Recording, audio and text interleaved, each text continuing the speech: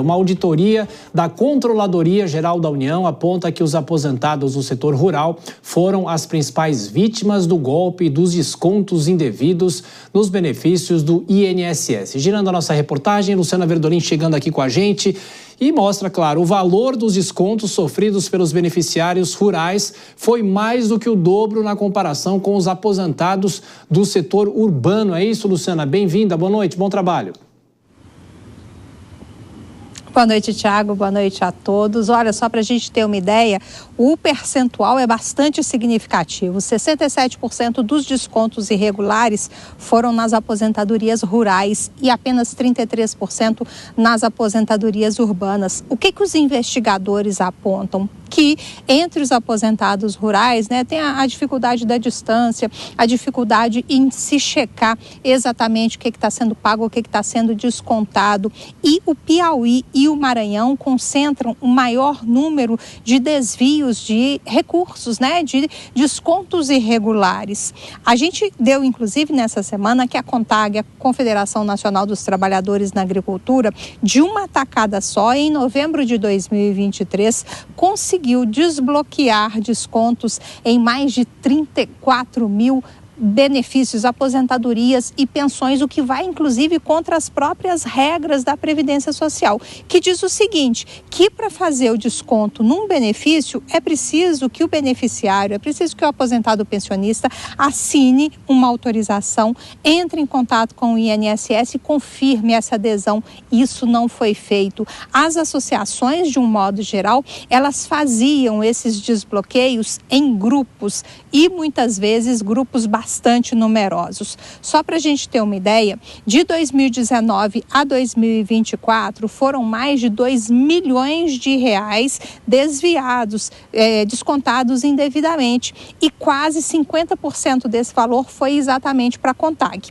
Qual que é a justificativa de quem está apurando o caso?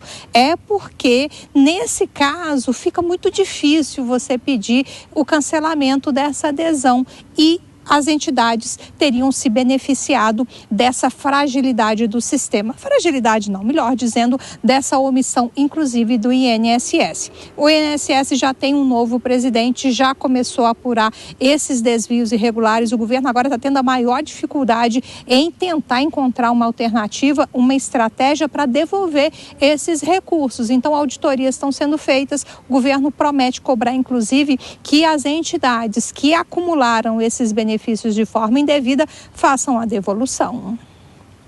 Ana Verdolim, então, trazendo esse quadro, esse cenário ainda aqui no Brasil, muitas vezes incerto em relação aos aposentados e pensionistas, e aos poucos os números vão aparecendo. Bom trabalho, você ainda volta aqui nessa edição do Jornal Jovem Pan. Eu vou chamar a Maria de Calha aqui nos nossos estúdios para comentar os destaques desse sábado.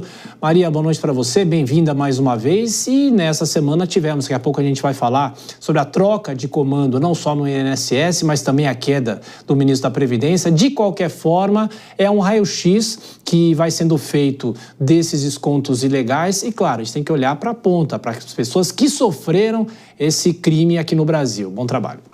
Boa noite, Thiago. Boa noite a todos que estão nos acompanhando. É um prazer estar aqui com vocês hoje. De fato, Thiago, esse escândalo do INSS é uma vergonha, Primeiramente que é com uma parte da população muito vulnerável, que são os nossos idosos, sofrendo com descontos aí na sua aposentadoria, que muitas vezes, na maioria das vezes, nem eram sequer pré-autorizados, acontecia automaticamente, sem que os idosos soubessem. Eu mesmo tenho uma tia que sofreu com esse golpe, então está aqui do nosso lado. Aposto que aqui todos devem ter algum parente que deva estar passando por uma situação dessa.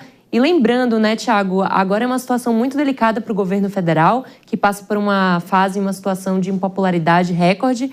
O Lula vive o seu pior momento histórico comandando o país, então essa crise ela deve ser remediada e cuidada de maneira muito, muito prioritária e cuidadosa para não piorar ainda mais a popularidade, no caso, a impopularidade do atual governo.